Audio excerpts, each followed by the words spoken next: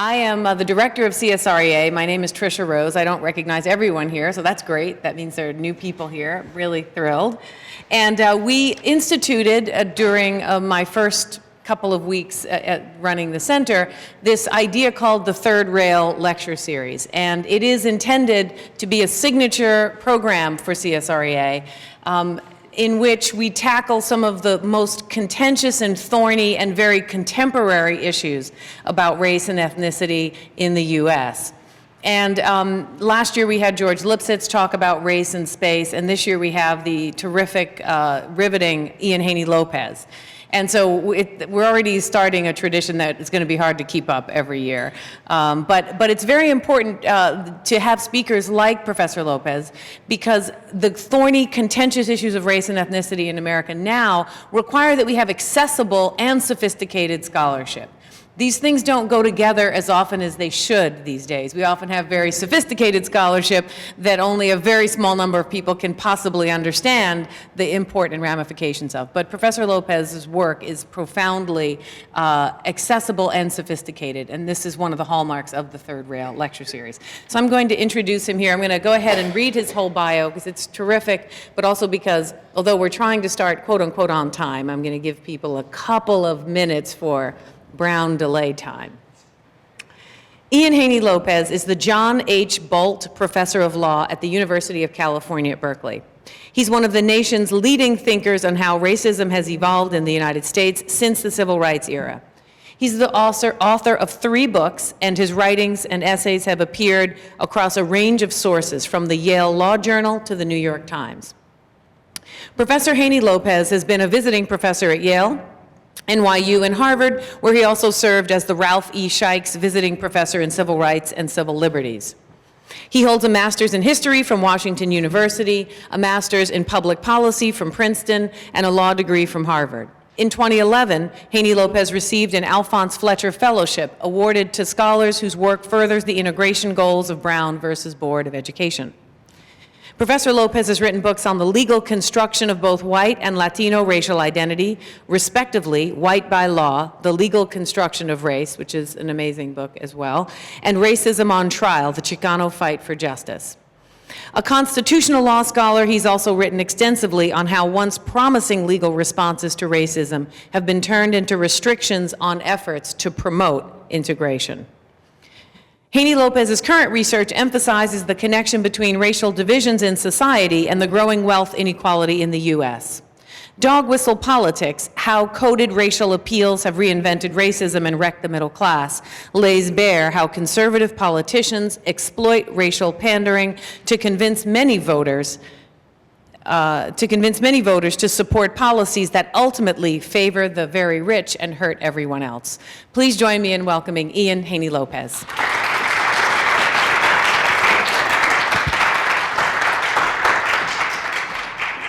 Hi all, thank you so much for being here on a really lovely spring day. I actually took the opportunity to walk here from the hotel. It's just glorious. And thank you especially to Professor Tricia Rose, who's been incredibly generous in arranging my visit here and bringing me out here, and to Michael and Caitlin, who took care of the logistics. Thank you.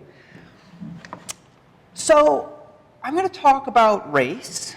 Center for the Study of Race and Ethnicity in Society, and usually when people talk about race, and I say usually, by which I mean 99% of the time, the focus is on communities of color. And it's a sort of a racial justice frame that talks about injustices visited in terms of race upon communities of color. That's not the talk that I'm going to give. I'm going to give a different talk. I'm going to give a talk about what's happening to all of us. And here I want to illustrate that. So I liberated this from Robert Reich's documentary, Inequality for All. It's his way of showing what's happened in our society over the last 40 or 50 years. And the basic narrative is something like this. In the Roaring '20s, you see this surging wealth inequality as wealth is increasingly concentrated at the very top.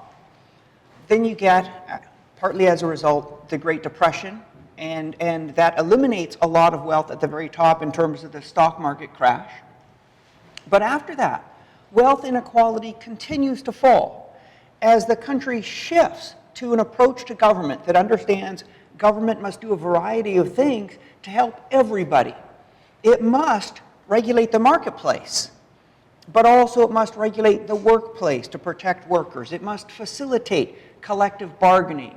It must invest our collective resources in infrastructure to lay the foundation for future economic development. It needs to lay a basis for social security, for social welfare, to protect people from the vicissitudes of the economy or simply of health and their family. These are the sorts of policies that the government enacted under the New Deal. They resulted in the largest expansion of the middle class the country and indeed the world has ever seen. They gained a bipartisan support. Think Dwight Eisenhower and Social Security, and you can see the results. They consistently drive down wealth inequality. We become a country of a broad, shared prosperity until about 1980. And then something starts happening. And wealth inequality starts rising steadily. And now you see the precipitous drop in 2007. That's the kind of Great Depression stock market crash, eliminates wealth at the top, and so income inequality drops. But you know that between 2009 and 2012, or actually until last year, 95% of income gains in this country went to the top 1%. And so these levels of wealth inequality, this graph is a little bit incomplete. If you brought it up to 2015, you would see levels of wealth inequality as high or higher than we were seeing 100 years ago. And now, here's an easy question and a hard question. The easy question is, what's driving this surge in wealth inequality? That's actually easy if you're thinking about it from a policy point of view. Because at that point, you want to read Paul Krugman, you want to read Joe Stiglitz, you can understand what's happening here, Robert Reich. What's happening here is the government has enacted a series of policies that have essentially given control over the government and the marketplace to corporations. That is, we've reversed progressive taxation, we've enacted massive tax cuts for the very rich, we've deregulated the marketplace, and deregulation, that's the preferred term of the corporations. In fact, what we've done is we've allowed re-regulation, in the sense that we've allowed corporations to write their own regulation. And when they do, they write regulations that favor themselves, that insulate themselves from any sort of liability, and at the same time stifle competition. They protect themselves, they constitute themselves and protect themselves as monopolies. Right? What else have we done? We've slashed social services for the middle class, for the poor. We've eroded investment in infrastructure, something that I know having driven here from Boston last night. Right? I mean, and we've stopped investing in education. Education is no longer a route of upward mobility in this country. Education now is a route of freezing the privileges of the elite. These are the policies. It's easy to understand from a policy point of view what's driving surging inequality in our society. What's hard to understand is why the politicians who promise to enact these socially destructive policies control the House and the Senate. Why they won 62% of the vote among whites in 2014. That is, we know what's happening with these policies, and yet these policies, or the politicians who promise to enact them, are broadly popular. Why? And that's the difficult question, and that's what I'm going to talk about. And I'm going to talk about it in terms of race. In particular, I'm going to talk about it in terms of what I call dog whistling, the use of coded racial appeals. And the story I'm going to tell is one in which for the last 50 years, our politics, both on the right and in the center, the Democrats, has been conducted largely in the language of coded racial appeals. Examples: states' rights, forced busing, inner cities, culture of poverty, thugs. More contemporary examples would be illegal aliens, Muslim terrorists. These are dog whistles. Like a literal dog whistle, on one level they're silent. On the surface, they don't refer to race. But just below the surface, on another level, they provoke sharp reactions. That's the metaphor. That's the basic claim. I want to talk about what's happening to our society. I want to talk about what's happening to all of us, non-white and white alike. I think what's happening to us is the way in which we are being, as a society, bamboozled by a covert racial discourse. So I will talk about race, but really this is not a story about just minorities. This is a story about democracy and society more generally. And this is where I'm going to begin. This is 1964. This is Barry Goldwater. So Barry Goldwater, he's a senator from Arizona. He's a scion of a wealthy retail family. He's a die-hard opponent of the New Deal, and I've got him up here pictured as a cowboy, because that's what he thought of himself. He thought of himself as a cowboy. This wasn't just that Western kind of Arizona affectation. This was ideology. Goldwater was committed to the ideal of what he called the rugged individual. And we should recognize that this ideal had been quite popular in the sort of late 19th century United States. It had been used as an argument against progressive government, against government regulation of the marketplace, because here's how the ideal worked. The ideal told a story of people, men, who took pride in their masculinity in the sense that they were independent, they were hardworking, whatever they produced for themselves, they took care of themselves, they were generous, they took care of their families, they took care of their communities, but at the end of the day, they were individuals, they were rugged individuals. And that meant, if they succeeded on their own and owed nothing to anybody. And if they failed, then they should have the quiet dignity of leaning up against a cactus and lowering the brow of their cowboy hat and dying quietly. Right? And that was this ideal, which worked great if you were rich, not so great if you were poor. And so this ideal of the rugged individual who suffers silently, that ideal shriveled up and blew away in the Great Depression. Right? Because people came to understand the dignity of life doesn't come from suffering in silence, it comes from connection. It comes from community. It comes from taking care of each other. And if sometimes you stumble and you need to be lifted up, once you're back on your feet, you'll lift up others. That became this New Deal ideal, right? And Goldwater, he's going to campaign against it. In 1964, he's going to campaign against it. Here's this cowboy saying to people who can see the Great Depression in their rearview mirror, saying to them, let's go back to the rugged individual. Let's dismantle the New Deal. And he knew that this was going to be unpopular. He knew it was going to be unpopular. But he had a strategy. This is the only text I'm going to inflict on you. But it's important. This is the strategy. A good many, perhaps a majority of the party's leadership envisioned substantial political gold to be mined in the racial crisis by becoming, in fact, though not in name, the white man's party.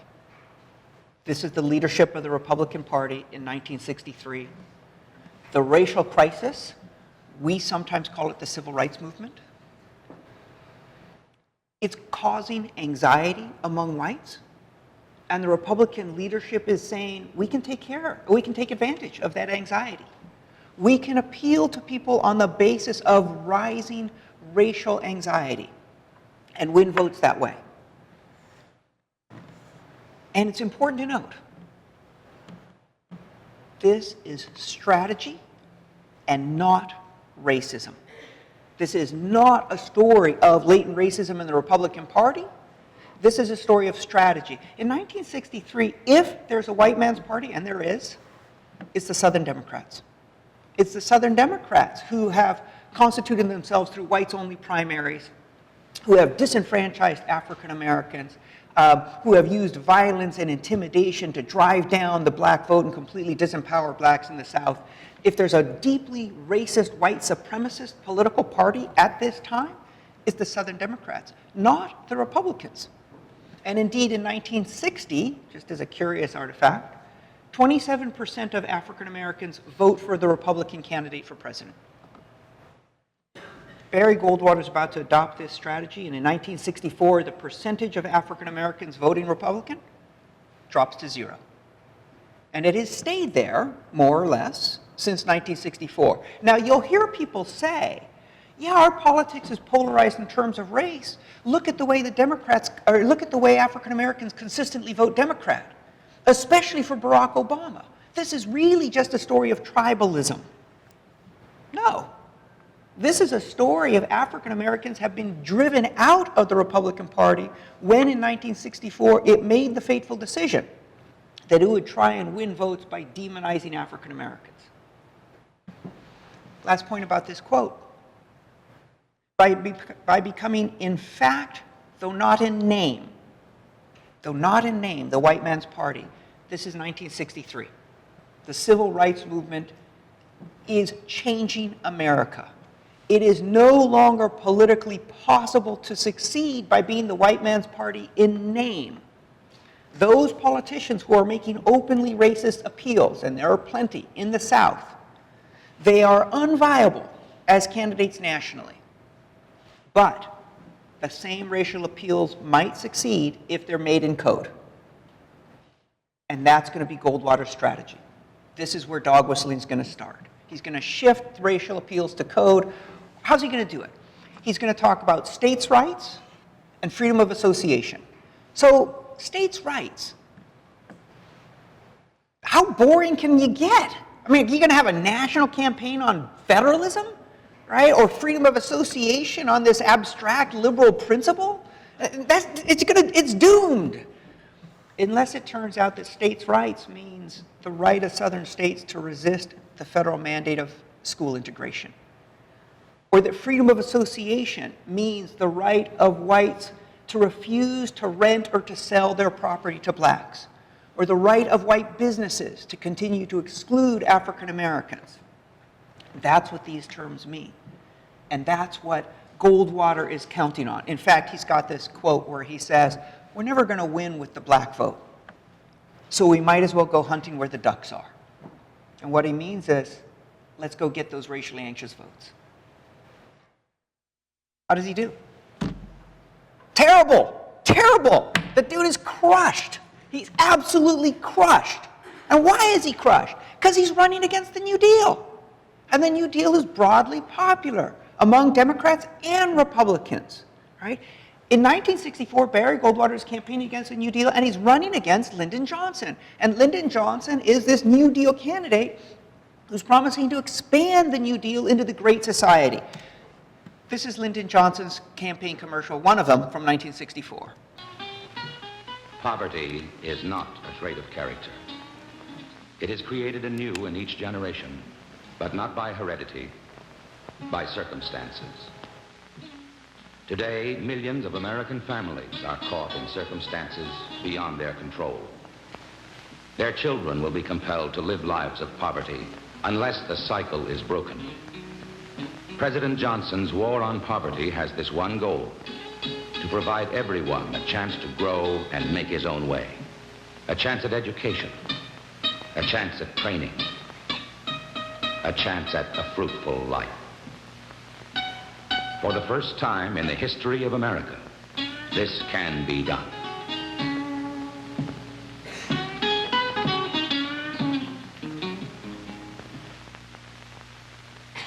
Vote for President Johnson on November 3rd. The stakes are too high for you to stay home.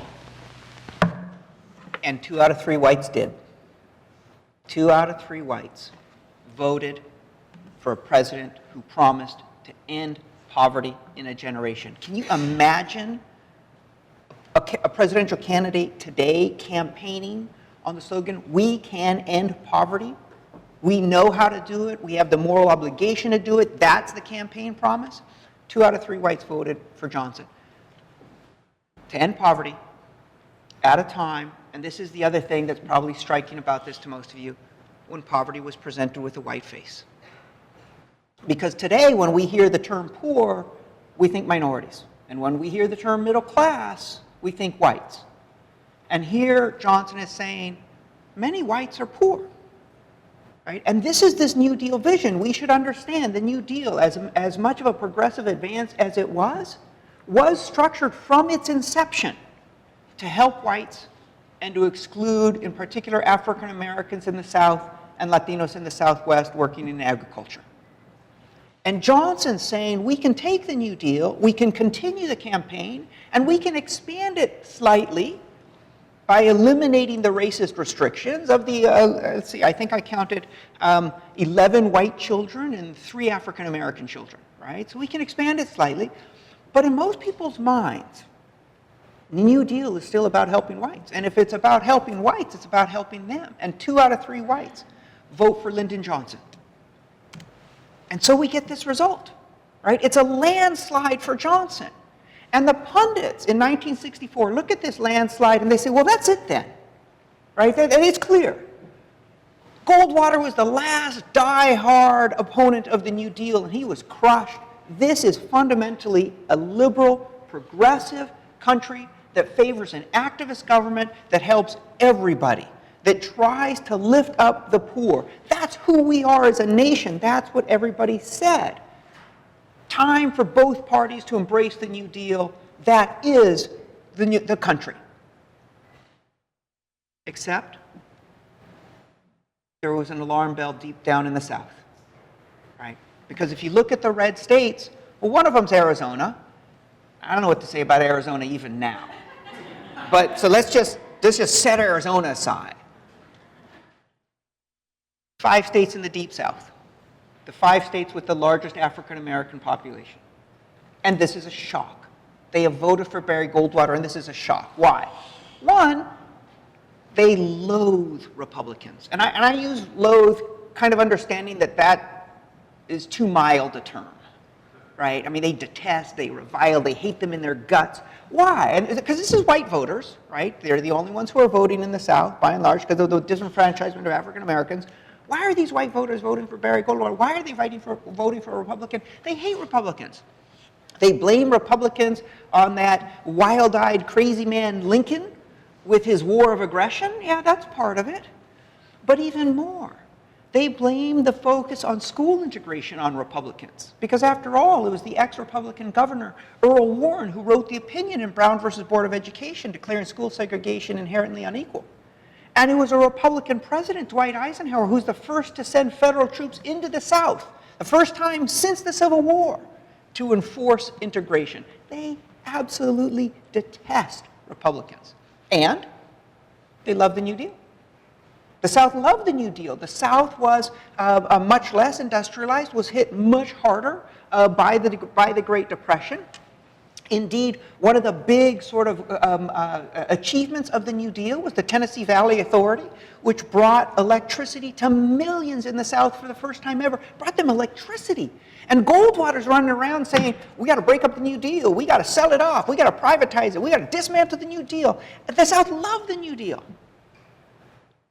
So how in the world did the most diehard Democrats, the most diehard supporters of the New Deal, come to vote for a Republican who promised to dismantle it? And the threat was that you could use coded racial appeals to break up the New Deal coalition, to convince diehard Democrats who love the New Deal to nevertheless vote Republican and vote to end the New Deal through racial appeals. That was the alarm bell in the night. Would it work? It wasn't clear in 1968 when Tricky Dick Nixon first starts to run. Right? Not clear.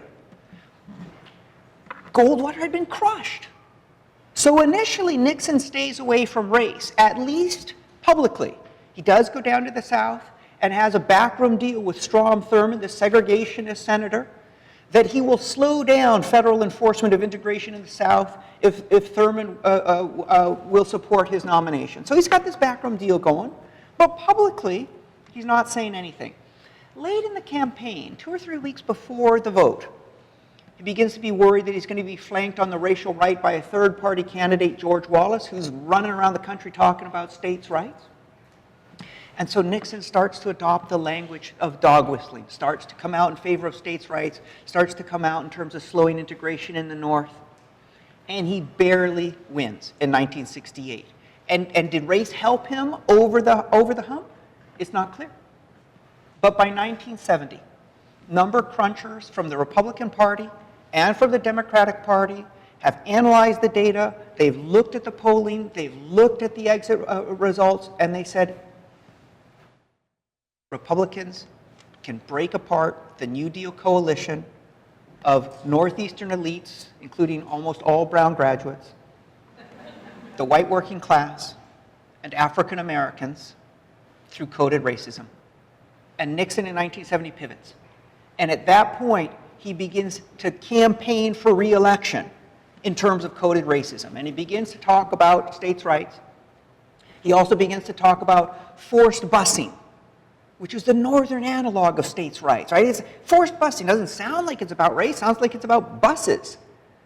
But of course, the emotional wallop came from the idea that forced busing was about putting white children on buses and having them cross jurisdictional boundaries and attend formerly black schools. That was the resentment. Or he begins to talk about law and order, understanding the deep connection between African American identity and supposed inherent criminality. Not just African American, Puerto Rican. Nixon, fortunately for us, had the foresight to tape himself. So in all these tapes that we have, we also, so we know Nixon, watching one of his own campaign commercials, says, that's it. It hits it right on the head. It's all about law and order and those damn Negro Puerto Ricans. Right? That's not what he was saying in public. In public, he was saying law and order, silent majority. But in private, he knew what he was doing. This was racism as a strategy. And indeed, one of Nixon's campaign leaders said, Nixon's basic strategy was to go after the bigots. So how would he do in 1972?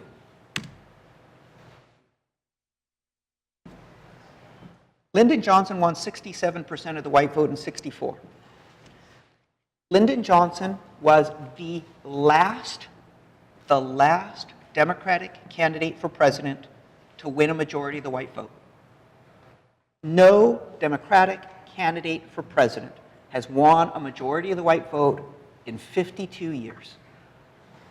Instead, what we see here is a sea change.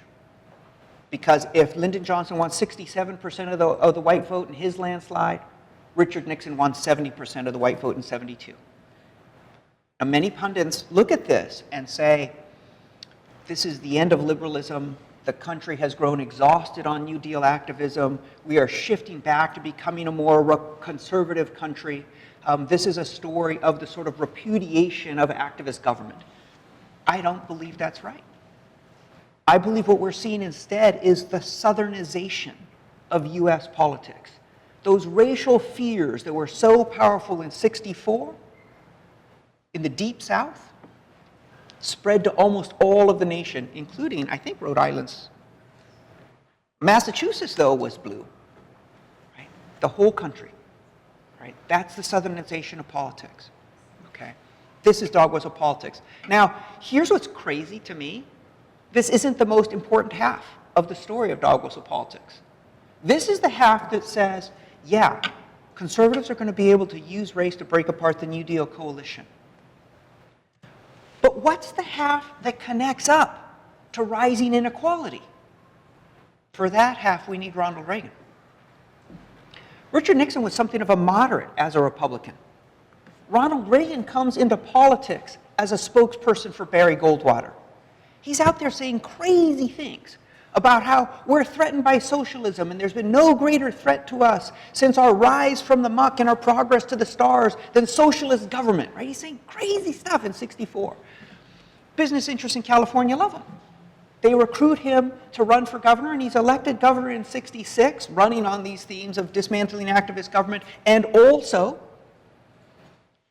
favoring freedom of association and campaigning for the right of Californians to be able to sell or rent their homes to anybody they want, as in not blacks and browns. Right? This launches Reagan in '66. By the time he is a nominee for president in 1980, he understands the power of racial provocation, and he understands, and he's still committed to this model of sort of hostility to activist government. This is the racial provocation part. Reagan has just secured the nomination to be the Republican candidate for president, 1980. This is his first campaign stop as the official Republican candidate. This is Philadelphia, Mississippi, in the Neshoba County Fair. And Neshoba County is infamous because 16 years earlier, 3 civil rights workers there had been kidnapped, lynched, killed, their bodies stuffed in an earthen dam. 16 years. There wasn't a voter alive in Neshoba County who hadn't been alive when these 3 civil rights workers were murdered. And Reagan goes to Neshoba County. This is his first official campaign stop, and he says, I believe in states' rights. And the crowd goes wild. Right? He knew what states' rights meant. But how did he turn the country against New Deal government? How did he manage to do that? Reagan used to tell a story. He used to look out at his audiences and he'd say, I understand the frustration you feel when you're waiting in line to buy a hamburger and some young fellow is ahead of you buying a T-bone steak with food stamps. Right? Now, the first time he told this story, he didn't say some young fellow. He said some young buck, because he wanted to make sure, he didn't want to be too subtle, he wanted to make sure people get it, right? And young buck, right? This Southern term that means a strong black man, usually one resistant to white authority, one who lusts after white women, right? He used that term. Now, that wasn't a dog whistle, that was just naked racism. And he was roundly criticized for that story. So he dropped the term, stopped saying some young buck, started talking about some young fellow. And think about the racial imagery. It's not that blacks can't work. They're young, they're strong, they're healthy. They'd prefer not to work. They'd prefer to rip off the system. And in ripping off all the rest of us, they're living high off the hog. Right? That's the imagery of blacks. But of course, there's an imagery for whites there too. Because Reagan's talking to these white audiences and he's saying implicitly, I know you. You're hardworking. You're decent. You're law-abiding. You're playing by the rules. And because you're hardworking, decent, law-abiding, playing by the rules, you're struggling to make ends meet. I understand your struggle. And then there's a third character. And this is the crucial character. Government. Because it's government, Reagan is telling his audiences, it's government that's the real culprit here. Because it's government that refuses to control these minorities through lax enforcement of the criminal law, or in contemporary terms, lax enforcement of our immigration and borders with Mexico. It's government refuses to control them. And it's government that coddles them through welfare, through public spending, through education. And it's government that's reaching its hands into the pockets of the hardworking whites, taking out their hard-earned money and showering it on these undeserving minorities. And Reagan says, I know what we can do about this. I have a solution. What's the solution? Get government out of the way of the marketplace. Slash social spending, because it's just being wasted on minorities anyway. Cut taxes. Starve the beast. Starve government, right? And that last, cut taxes, because this is the hardest one to understand. What's the relationship between dog whistling and tax cuts? This is the connection. Cut taxes, because government's just wasting your hard-earned dollars on undeserving minorities. And Reagan did. Reagan cut taxes. Did those tax cuts go to the hardworking, law-abiding, struggling to make ends meet whites? No chance. The Reagan tax cuts over the 1980s transferred $1 trillion of wealth to the top 1%. And every decade since, those tax cuts have not been repealed. They've remained in place, and a further $1 trillion of wealth, plus, has been transferred to the top 1%. Sold through a story that says, fear minorities, resent minorities, distrust government, defund government, get government out of the marketplace, get government out of social spending, cut taxes. And this is dog whistling. This is dog whistle politics. When you see that curve start to go up and the top 1% beginning to control more and more wealth in the country in 1980, that's done through a racial narrative. through a racial narrative that says you're under threat from minorities, so you ought to despise government, vote against it, right? This is dog whistle politics. This is what we've been living with. Now, some caveats. Well, before the caveats, I saw in the paper today that Maine and one other state are seeking to pass a law that would forbid welfare recipients from using food stamps to buy prime cuts of steak. This story hasn't gone away. This story is still part of the common sense narrative that people are talking about. This same stupid story about people on welfare buying T-bone steaks. Now you got a couple of states that are trying to pass a law to prevent it, as if it's a real problem, right? But it's not, it's the frame. Okay, caveats. One, this isn't a story only about race. I'm really hammering race because I think we need to understand how race is being used, but we should see that race is part of a larger culture war politics. In fact, once it's successful, almost simultaneously, but also once it's successful, conservatives come to see that they can pick up on other sorts of culture war threats and hammer at those. Threats to the traditional family, otherwise known as women moving out of the home. Threats built around abortion and contraception. Supposed threats built around homosexual marriage, or the disrespect of Christianity, or they're coming to take your guns, or they're coming to take your bullets, right? All of this sort of culture war politics is a narrative that conservatives have used, a drumbeat that says to Americans, focus on the most powerless, because they're eroding your status, they're eroding your position. Don't worry about the corporations and the top 1%. They're the job creators. Trust them. Fear these other marginal folks, right? That's the basic narrative. So, and race, I think it's primary there, but it's not race exclusively.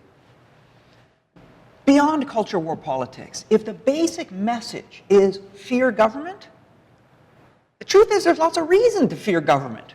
This is a country that's just come out of the debacle of the Vietnam War, the tragedy of Watergate, right? In increasing now, if you bring it into contemporary terms, a lot of people do distrust government. This is the government that lied us into the war in Iraq. This is a government now that clearly seems to care more about the rich than about the rest of us. This is a government that seems dysfunctional. True, it's mainly the Republicans who are doing everything they can, the party of no, to make it dysfunctional, but still the government is dysfunctional. If the basic message is distrust government, for a lot of people that resonates. Completely apart from race, they see government as the problem in our lives. Last caveat. I'm talking throughout this about whites, white this, white that, the white voters. Let me double down on that. The Republican Party today draws 94% of its support from whites. 98% of its elected officials are white. Right? The country is 65% white. 94% of the support from Republicans comes from whites. 98% of their elected officials are white. They're whiter than most country clubs. How's that possible, right? Well, here's the caveat. When I say white, I don't mean people with fair features of European descent, because that's a way to understand white that is entirely superficial. I mean those people for whom a sense of their whiteness is integral to their self-conception. Sometimes that's conscious, right? Sometimes people consciously say, I'm white and I'm proud. Proud to be white. We built this country. But I think that's rare, right? I think that's rare. I think for most people, for most whites for whom whiteness is integral to their sense of self, it's operating more at the level of a subconscious understanding of society, of who belongs, of who's deserving, of who works hard, of who's lazy, who's criminal, who's diseased, who's an invader versus who's sort of an honored founder, right? Those narratives, you can have that whole conversation without mentioning race, and yet race is a clear and important subtext. It's those whites, I think, for whom these dog whistles are resonating. And when I say whites, I don't mean fair feature European descent.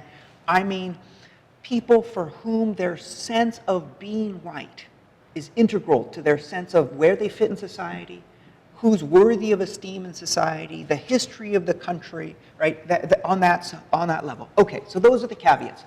Caveats aside, we're really looking at a 50-year history of conservatives using race as a way to build electoral support for politicians who promise to dismantle the New Deal. So we'll go on. Bush and Dukakis on crime. Bush supports the death penalty for first-degree murderers. Dukakis not only opposes the death penalty, he allowed first-degree murderers to have weekend passes from prison. One was Willie Horton, who murdered a boy in a robbery, stabbing him 19 times. Despite a life sentence, Horton received 10 weekend passes from prison. Horton fled, kidnapped a young couple, stabbing the man and repeatedly raping his girlfriend. Weekend prison passes. Dukakis on crime. Didn't say the word black. Didn't say the word white. Can't be about race. This is Dog Whistle Politics 1988 style, the Willie Horton ad. George H.W. Bush, Reagan's vice president, he's actually in trouble. He's behind in the polls. Why is he in trouble? Well, because during the Reagan administration, see if you recognize this narrative. During the Reagan administration, there had been financial deregulation, which led to massive fraud in the financial industry, this time in the savings and loan sector, which led to a collapse of the economy, which led to sort of economic stagnation and massive job loss. I don't know if you, 2007, sorry, I mean 1987, sorry, I got confused. Bush is in trouble. So he goes to this ad. And now the question is, how are Democrats going to respond? How will the Democrats respond? Remember that I said that in 1970, the Democrats recognized that race could be used to defeat them. At that point, they adopted a critical strategy. They said, we understand race can be used to defeat us, but this is really just about backlash. This is just about people resenting the fact that we push too far and too fast with civil rights. We'll back off from civil rights.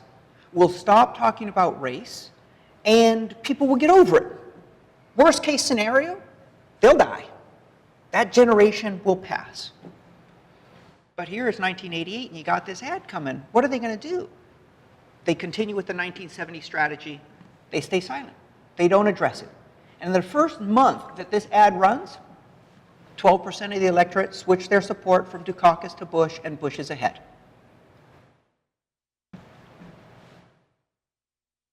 Two weeks before the election, it looks like Dukakis is going to lose. One Democratic spokesperson can't take it anymore, Jesse Jackson. Jesse Jackson just can't deal with the Willie Horton ad anymore, and he erupts. And he says, this is outrageous. This is mudslinging. This is racial demagoguery. This is really ugly. And finally, the media, they take up the clamor. They take up the charge, and they say, that is mudslinging. That is outrageous. That is racially demagogic and divisive. Shut up, Jesse Jackson. And they go after him. And they go after him because dog whistling is actually part of a larger strategy. And here's the strategy in 3 steps. 1, push the poison of race into the conversation, but do so through coded terms. 2, when someone accuses you of racism, feign wounded innocence. George Bush said, I'm hurt that anybody would say I'm a racist. I don't have a racist bone in my body. Right? It's like, you may not, but you got a racist, you've got a racism as a strategy, right? That's number 2, feign wounded innocence. Step number 3, turn around and say, the real racist is the first person who says the word race. And that would be Jesse Jackson, right? And so punch, parry, and kick. And this is the Republican strategy. The minute Democrats say to them, hey, you're engaging in race baiting, Republicans turn around and say, we're really hurt that you would say that, and you're a racist, because you said the word race. And so the Democrats, in a sense, they relearn the message that you can't criticize dog whistling. You can't criticize it. You got to stay silent about it. But they're losing because of it, right? It's clear after the '88 election that this ad turned Bush from somebody who was going to lose to somebody who ultimately won the election. So you got to figure out how to deal with it. And here's who figures out how to deal with it. Bill Clinton. Watch how he deals. They're a new generation of Democrats, Bill Clinton and Al Gore, and they don't think the way the old Democratic Party did. They've called for an end to welfare as we know it, so welfare can be a second chance, not a way of life. They've sent a strong signal to criminals by supporting the death penalty, and they've rejected the old tax and spend politics. Clinton's balanced 12 budgets, and they've proposed a new plan investing in people, detailing $140 billion in spending cuts they'd make right now. Clinton Gore, for people, for a change. How are you going to deal with Willie Horton? If you can't beat him, join him. Bill Clinton succeeds among white voters, among a large segment of white voters, because he adopts dog whistle politics. He doesn't contest it, he adopts it. When he says we're going to end welfare as a way of life, for whom is it a way of life? Supposedly. And when he says we're going to double down on this war on crime, this is Reagan's language of a war on drugs, Clinton's going to turn it into a general war on crime. Who are the criminals that we're going to crack down on? Right. Bill Clinton, during his campaign, makes the extra effort to travel back to Arkansas where he was governor so that he could be present when a mentally incapacitated black man was executed. And then he said, no one will ever be able to nick me for being soft on crime. He's solving the Willie Horton problem. Right? But it's not just welfare and crime as ways to target minorities. He's also saying we're going to slash government spending. In other words, Clinton himself adopted the frame that government's the problem. And if government's the problem, how do you enact programs that require government assistance? How do you use the government to take care of the middle class and the poor?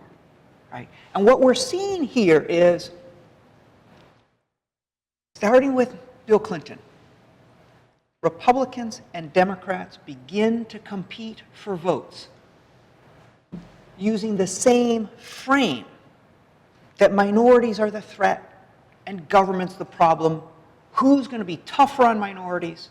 Who's going to be more aggressive in slashing government? That becomes the rhetorical frame that we've been living under for the last 20, 30 years. Right? That's what's happening with dog whistle politics. Let's skip to the present, or at least to 2012. Bill Clinton. Except that this is a Mitt Romney ad. This is a Mitt Romney ad. And this is not just any Mitt Romney ad. This is the Mitt Romney ad in which he's going to spend half his advertising budget. He clearly thinks, he puts it all on this. Half of his advertising budget is going to go to this ad. He thinks this is going to do it for him. In 1996, President Clinton and a bipartisan Congress helped end welfare as we know it by requiring work for welfare.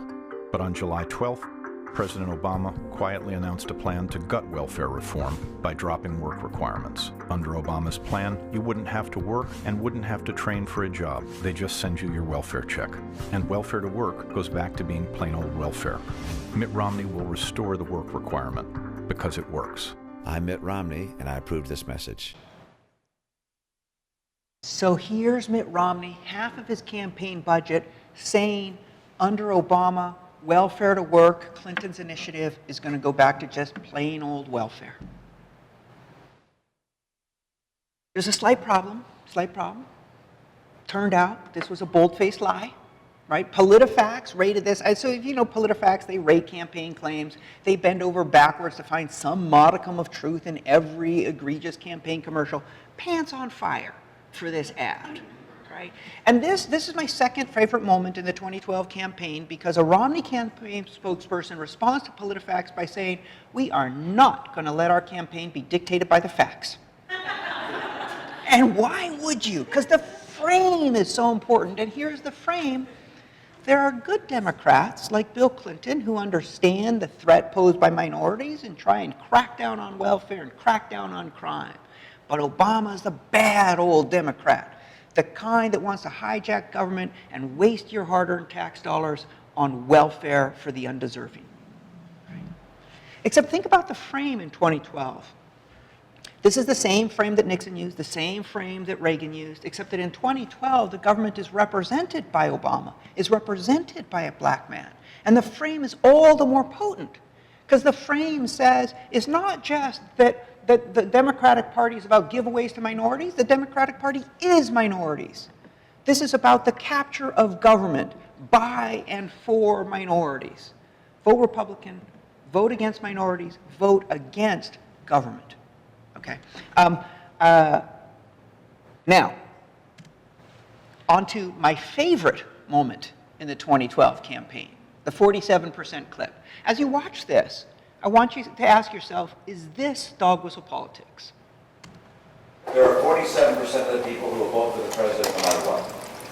All right, there are 47% who are with him, who are dependent upon government, who believe that they're victims, who believe that government has a responsibility to care for them, who believe that they're entitled to health care, to food, to housing, to you name it. That it's an entitlement, and the government should give it to them.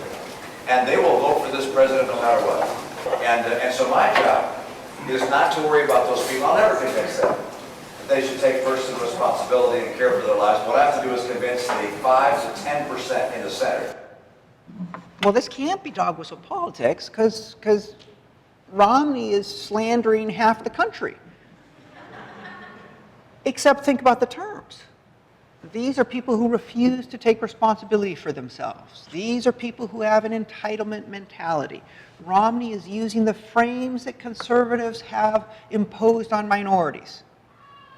And he's now shifting it to half the country. And he's saying, of this half the country, we don't need to care about them. And this is Goldwater on steroids, right? Because Mitt Romney is saying, half the country, please, go away. Suffer silently. We don't care about you. You refuse to take responsibility. You have an entitlement mentality. You're individually at fault. Don't need to care about you. Meanwhile, what's he promising? He's saying, I'm going to cut taxes for the very rich. I'm going to deregulate the economy. And this is in the wake of the Great Recession and financial fraud. He said, I'm going to deregulate the economy. Right? And he's saying, I'm going to slash government spending. And his campaign running mate, Paul Ryan, is saying, with his budget blueprint, is saying, I'm going to virtually eliminate the federal government. Right? So here's Mitt Romney, 2012. Here are the campaign themes. He's saying, vote against Barack Obama. He's all about welfare and giveaways, even if it's not true. Vote for me. I don't care about half the country, but I do plan to cut taxes for the very rich, allow corporations the freedom to write their own regulations, and slash social services that might help anybody who's poor, or at least in the bottom half. And how'd he do? Now, most of you know he lost.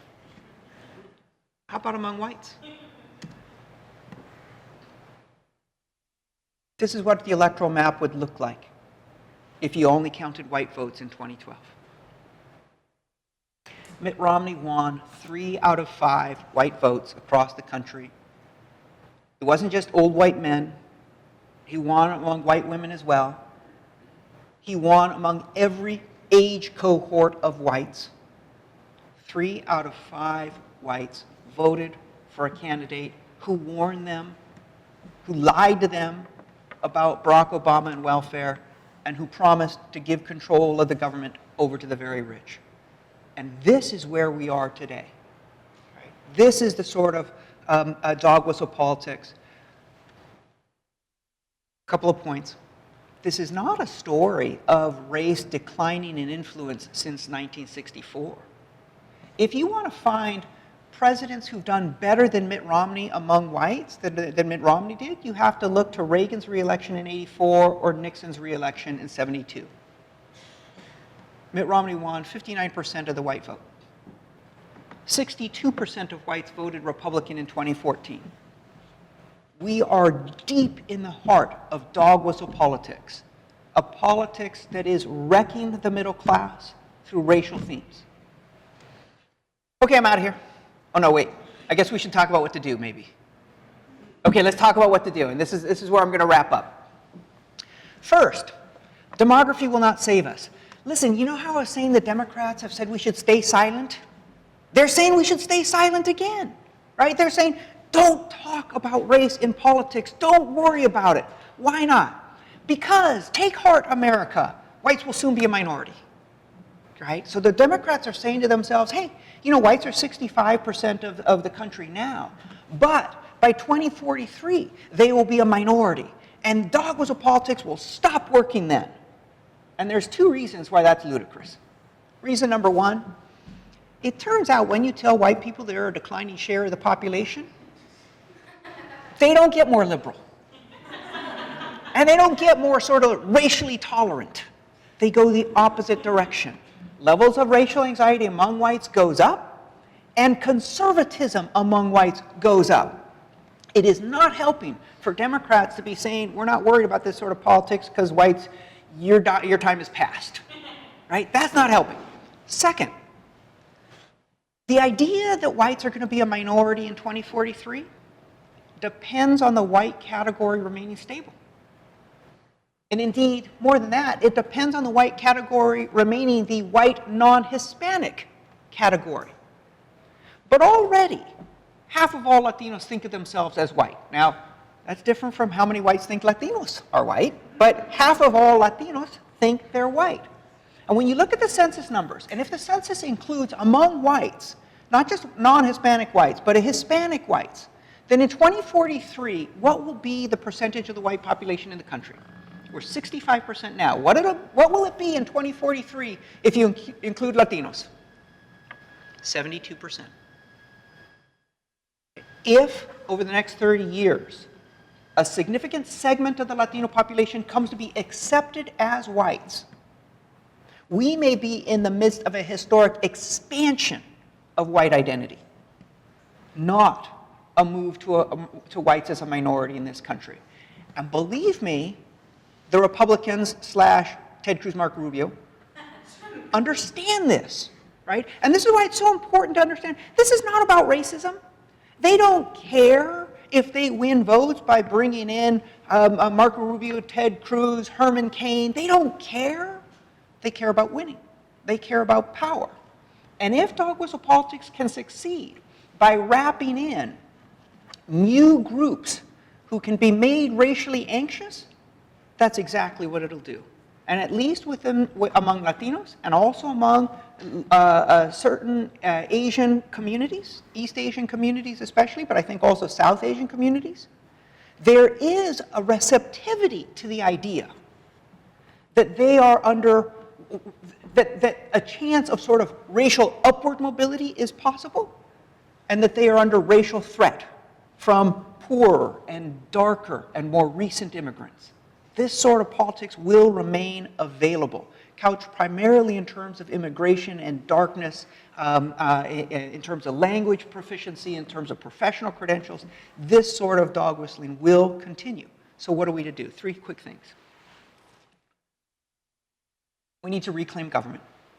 And this is just so foundational, and yet so many people have given up on government. So I attend sort of progressive social justice conferences. I love all the conversation about creativity and social media and voluntarism and new NGOs and sharing. I got that. In our society, we will not have a broad, fair, and inclusive society unless government's on our side. If government remains on the side of the 1%, we're doomed. All the voluntarism and creative NGOs and whatever, notwithstanding, we need government on our side. We're not going to win government on our side in the last 2 weeks of a campaign, right? We need a broad social movement that demands that government return, that government help everybody. So that's number one. Number two, we need to reject racism. The minute we begin to talk about government that helps everybody, we're going to be met with dog whistle narratives that say, don't you just mean give away stuff to minorities, right? Because that's exactly how conservatives have been fighting, and Democrats themselves have been fighting this effort to make government meaningful for all of us. So we need to reject that sort of racism. We need to surface dog whistling. We need to call it out. We need to repudiate it. This is just an aside. Think about what has happened with Indiana and Arkansas in the last week. That was dog whistling, right? Those states said, hey, religious freedom as code for homophobia. And they got hammered, and they're backing up. right? This is what we need to do around race. So, and I'm happy to talk about why it's much more difficult around race. I'll do that during Q&A. This is the sort of thing we need to do. Third, take pride. Democrats, progressives, for the last 50 years have been saying, hey, people are being bamboozled by these identity issues. We just need to talk to them about how important this is to their checkbook, to their retirement, to their children's future. Let's talk to them about the hard reality of finances. And how's that worked? Because people, they think in different terms. They think about their pocketbook, they do. But they also think about themselves, their sense of self, their sense of social position, who they are, whether the work that they've dedicated their life to is esteemed, whether their values are respected. People think in those terms, and that means we need to respond in those terms. We need to respond in terms that give people pride in who they are when they resist divisive dog whistle politics. What would that look like? I think a campaign that focuses on Americans as hardworking, Americans as patriotic, Americans as generous, most importantly, tolerant, right? 90+% of Americans identify tolerance as a quintessential American value. Now, I know, sort of in lefty circles, tolerance is not such a great word. We would much rather esteem or sort of inclusion, because tolerance implies this sort of mental reservation. I'll tolerate you, but the truth is I don't really like your kind. Right? I got that. But people don't need to like everybody. They need to tolerate them. And they specifically need to tolerate them in the sense that they need to refuse to be divided by sort of by dog whistling, by this sort of coded demagoguery that is so constant, right? Last point. I like the phrase take pride, because take pride also has this sort of activist element, and also the sense that we're taking it from someone, that we're taking it in opposition to someone. Because it's not enough to tell people let's hold hands and feel good about ourselves. You also need to tell people, especially people in crisis, who did this? Who's doing this to you? Who is the threat in your lives? Because clearly things aren't going right. Who's doing this? And so take pride, not only in the sense of collaborative shared effort, but also in the sense of who's not generous, who's not tolerant, who isn't sort of hardworking. Who are these people, the Koch brothers, who are doing this to us, right? We need that affirmative sense. Last, and here's where I'll end. Maybe this seems like it's at this sort of high level of abstraction, and in a sense it is, because what we're talking about is a 40-year, 50-year phenomenon, and how are we going to respond? Broad social mobilization that reclaims government, rejects racism, takes pride. I get that that's abstract. What does that mean for you as individuals? Dog whistling has skewed just about every area of American life: education, immigration, welfare, incarceration, the environment, the infrastructure, every area. Pick an area. Whatever area you care deeply about, get involved. Join an organization. Commit to shared mobilization, and commit to building bridges to helping others in your area see that this is part of a larger practice, a larger pattern in which government has been hijacked by the very rich through manipulations of status anxiety. That's the task for us as individuals. For work in whatever area you care about, but bring a racial analysis, bring a dog whistle politics analysis in, and help mobilize society to retake government, founded on the idea that government should help the middle class, not wreck the middle class. Thank you all.